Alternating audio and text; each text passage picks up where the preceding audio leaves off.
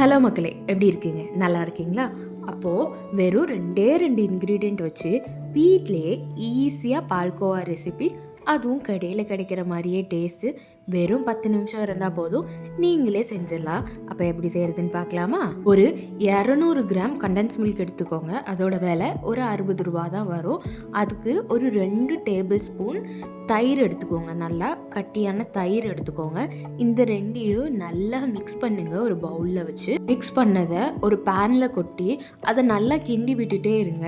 ஒரு மாதிரி திரி திரியாக வரும். அப்படி திரி திரியாக வந்ததும் நீங்கள் நெய் ஊற்றிக்கோங்க. 10 ரூபா பேக்கெட் கிடைக்கும் உங்களுக்கு. அதில் நெய் ஊற்றிக்கோங்க. கொஞ்சமாக நெய் ஊற்றினா போதும்.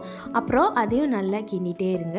நல்லா ஒரு மாதிரி கொரன்னு ஒரு பதத்துக்கு வரும். அப்போது நீங்கள் என்ன பண்ணுங்கன்னா மறுபடியும் கொஞ்சோல நெய் ஊற்றி நல்லா கிண்டி இறக்குனீங்கன்னா சூடான ஒரு பால்கோவா கடையில் கிடைக்கிற மாதிரியே வெறும் 10 நிமிஷம் இருந்தால் போதும்.